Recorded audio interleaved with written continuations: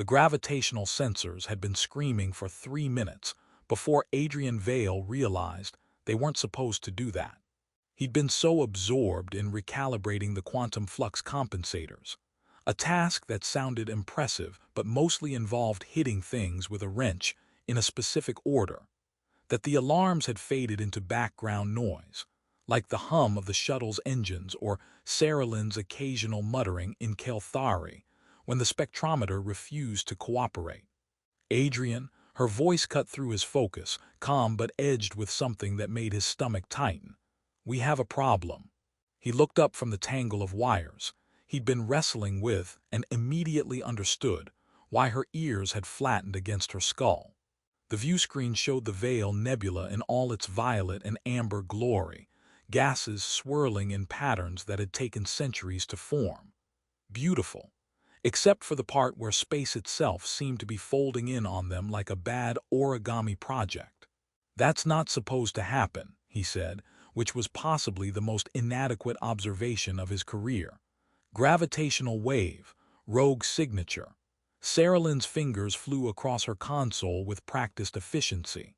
The models didn't predict anything like this in this sector. "Well, the models can write us an apology letter after we don't die." Adrian launched himself toward the pilot's seat, magnetic boots clanging against the deck plating. The shuttle lurched sideways, and he grabbed the nearest handhold hard enough to feel the metal bite into his palm. How bad? Escalating. 30 seconds until the wave intersects our position.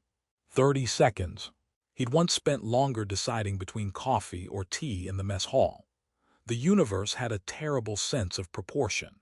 His hands moved across the controls, firing maneuvering thrusters in a sequence he'd practiced 1,000 times in simulation and never wanted to use in reality.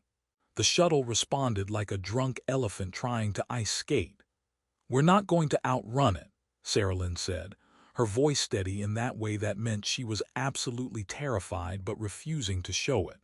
He'd learned to read that particular flavor of Kael'thari composure over the past 3 months. Her ears told stories her face wouldn't. "Then we're going to do something monumentally stupid instead."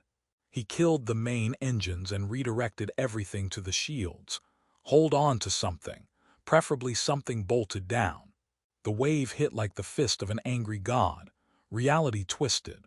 The shuttle spun, and Adrian's inner ear informed him, helpfully, urgently, that up and down were now matters of philosophical debate. Alarms shrieked. Something exploded in the aft compartment with a sound like a disappointed thunderclap. Through the chaos, he caught a glimpse of Sera'lin being thrown against the bulkhead, her shoulder connecting with a support beam at an angle that made him wince. Then the instruments showed him something that might have been good news if his definition of good hadn't been recently revised. A moon, small and gray and uninviting, but solid, with an atmosphere, probably breathable. He aimed for it the way a drowning man aims for driftwood, and prayed to whatever deity handled emergency landings that the shields would hold long enough to matter. The descent was less controlled than he would have liked, which was to say it wasn't controlled at all. Trees, if the twisted crystalline structures could be called trees, rushed up to meet them. He fired the remaining thrusters in a desperate attempt at deceleration. The shuttle hit, skipped like a stone on water, hit again, and finally plowed to a stop in a shower of dirt and shattered crystal. Silence. His ears rang. Emergency lights painted everything red. He tasted copper and realized he'd bitten his tongue. Sera'lin. A groan from somewhere behind him. He unstrapped and half-floated, half-stumbled toward where she'd ended up wedged between 2 cargo containers, one hand pressed against her shoulder, her face pale beneath the emergency lighting. Her ears trembled. Still alive, she managed, disappointed about it but alive. Despite everything, he almost laughed. The shuttle's interior had taken on the ambience of a failing refrigerator, complete with the ominous clicking sounds that suggested something important had given up on life. Adrian had spent the last 4 hours elbow-deep in the communications array, coaxing it back to functionality with the kind of gentle encouragement usually reserved for bombs or sleeping children. Which was to say, he whispered threats at it and occasionally hit it with his palm. Any progress? Sera'lin asked from where she sat at the engineering station, her good arm working through the power distribution matrices while her injured shoulder remained carefully still. She'd refused his offer to examine it properly twice now, and her ears had developed a particular rigid angle that he'd learned meant the conversation was closed. The good news is I've successfully transformed our communications array into an extremely expensive paperweight. He extracted himself from the access panel, trailing optical cables like electronic intestines. The bad news is that was already its primary function. She made a sound that might have been a laugh or might have been pain. With Kael'thari, the distinction sometimes blurred in ways that made him anxious. He'd been watching her favor that shoulder for hours now. The way she moved around it, compensated for it, pretended it wasn't screaming at her. Stoic didn't begin to cover it. Her people had apparently evolved stubbornness as a survival trait. "We need to get a distress beacon operational," she said, pulling up another diagnostic screen. "Life support is degrading faster than projected. 70 hours, maybe less." 70 hours. 3 days to either fix everything or die of something boring like atmospheric poisoning. He'd always assumed he'd go out doing something memorable, like being eaten by a space whale or accidentally creating a small black hole. Suffocating in a broken shuttle seemed anticlimactic. Then we'd better get creative. He moved to her station, glancing at the schematics she'd pulled up. "If we cannibalize the secondary power couplings and reroute them through the emergency transmitter, we might generate enough output to punch a signal through the interference the nebula's throwing at us. That would require accessing the coupling junction in the starboard nacelle." Her ears twitched, a micro-expression he couldn't quite interpret. "The one currently exposed to outside atmosphere because the hull breach compromised the seal. So we suit up. I've done EVA in worse conditions. You'll need someone to monitor the internal systems while you work, to ensure the power flow doesn't feed back and electrocute you into an interesting sculpture." He opened his mouth to argue, then caught the set of her jaw, the way her hand had unconsciously moved to press against her shoulder again. She'd been hurt worse than she'd admitted. The adrenaline from the crash had worn off, and now she was running on Kael'thari pride and whatever passed for coffee in her biology. "Let me look at that shoulder first." He kept his voice casual, the same tone he used when suggesting lunch or commenting on stellar drift patterns. "I've got basic medical training, and if you pass out while I'm outside being a hero, it'll ruin my dramatic rescue narrative." For a moment he thought she'd refuse again. Her ears flattened, then slowly lifted. Surrender or acceptance, he wasn't sure which. "Fine, but if you make one joke about bedside manner, I'm letting the power feedback happen." He retrieved the medical kit from its emergency locker, grateful it had survived the crash with more dignity than most of their equipment. When he returned, she'd shifted to sit on the deck plating, her back against a support strut, and had carefully worked her uniform jacket off. The underlayer beneath revealed the damage. Bruising that spread across her shoulder in shades of purple and green that definitely weren't standard for human physiology, but probably weren't great for Kael'thari either. "This is going to hurt," he warned, kneeling beside her. "Everything hurts, be specific." He started with the diagnostic scanner, its display painting her injury in unflattering detail. Torn muscle tissue, possible bone fracture, significant inflammation. Nothing immediately fatal, but the kind of damage that required rest and proper medical facilities, neither of which they currently possessed. His hands moved carefully, professionally, probing the injury with gentle pressure to assess the damage. She went very still under his touch, her breathing controlled, measured. "Talk to me," he said, trying to distract her while he worked. "Tell me something about Kael'thar, something that'll make me forget we're probably going to die on this moon." Her eyes closed. For several heartbeats she said nothing. Then, barely above a whisper, words in Kael'thari first, then translated. "Don't stop." He kept working, his fingers steady despite the tremor he felt building in his own hands. Keep her talking, keep her grounded, keep the panic at bay for both of them. "I won't," he promised quietly, reaching for the tissue regenerator. "We're going to fix this, all of it." The rescue ship arrived 36 hours later, which Adrian considered both excellent timing and personally inconvenient. Excellent because they weren't dead. Inconvenient because he just figured out how to rig the water recycler to produce something almost like coffee, and now that achievement would go unappreciated by history. Sera'lin had been quiet during the extraction, her shoulder properly treated by the rescue team's medical officer, her eyes carefully avoiding his. He'd attributed it to exhaustion relief, the general trauma of nearly dying. Reasonable explanations. The universe had taught him to be suspicious of reasonable explanations. Back aboard the Meridian's Promise, he'd expected the usual debrief, the paperwork, the mandatory psychological evaluation where he'd assure someone he wasn't traumatized while absolutely being traumatized. What he hadn't expected was for Sera'lin to vanish. Not literally. The ship's manifest confirmed she was aboard, in her quarters, attending her duties. But whenever their paths crossed in the corridors, she'd find somewhere else to be with remarkable efficiency. Her ears would press flat, and she'd retreat like he'd grown a second head or started speaking in ancient Sumerian. The other Kael'thari crew members had developed a habit of watching him, not hostile, exactly. More like they were waiting for something, expectant in a way that made his skin itch. He'd catch them whispering, their ears tilted toward each other in configurations he'd learned meant gossip or amusement or both. "You've got that look," Chen said over lunch in the mess hall, 3 days after their return. Chen worked in engineering, had a gift for fixing impossible problems, and an even greater gift for inserting himself into other people's business. The look that says the universe is conspiring against you specifically.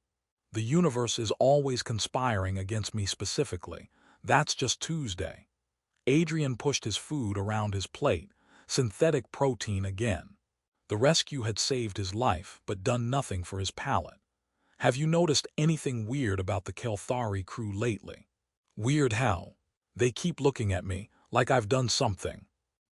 Chen's expression shifted into something Adrian didn't like.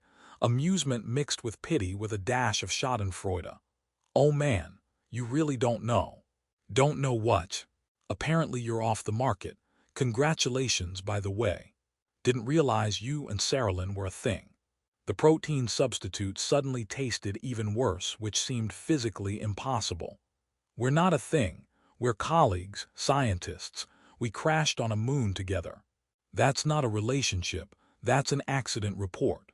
"Yeah, well, the Kael'thari seem to think differently." Chen leaned back, enjoying this far too much. "Word is you two bonded or something. Their whole community's been talking about it." "Honestly, I'm a little hurt you didn't tell me." Adrian's brain performed several calculations simultaneously, all of them arriving at a sum of mounting horror. "Bonded? What does that mean, bonded?" "I don't know, man. I'm not a xenoanthropologist. Maybe ask one of them." Chen gestured toward a table where 3 Kael'thari sat, their ears angled toward Adrian's table with unconcealed interest. "Or better yet, ask Sera'lin. You know, your bondmate, or whatever they're calling it."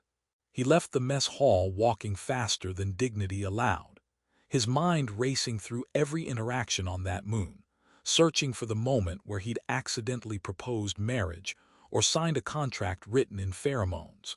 Nothing. Just survival, medical treatment, bad jokes, and her whispering something he'd barely heard while he'd worked on her shoulder. The cultural liaison office was mercifully empty except for Torin, an older Kael'thari whose ears had gone silver with age, and who possessed the kind of infinite patience usually reserved for saints or hostage negotiators.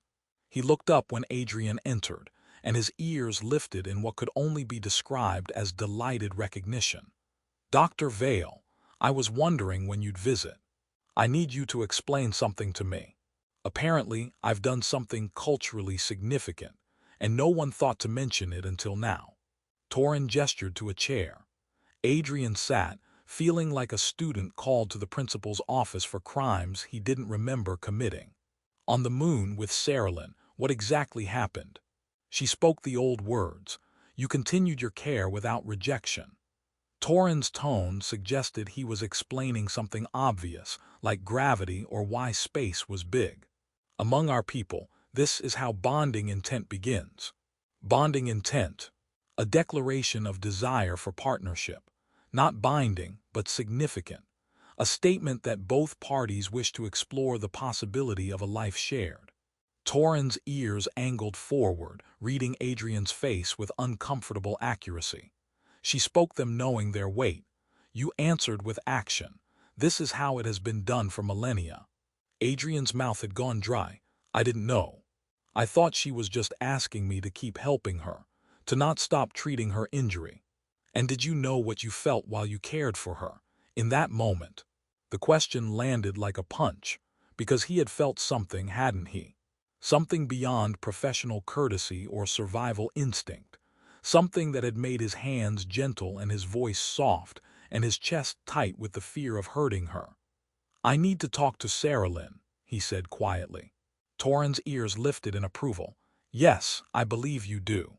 He found her in the observation deck during Gamma shift, when most of the crew slept and the stars belonged to insomniacs and the emotionally compromised.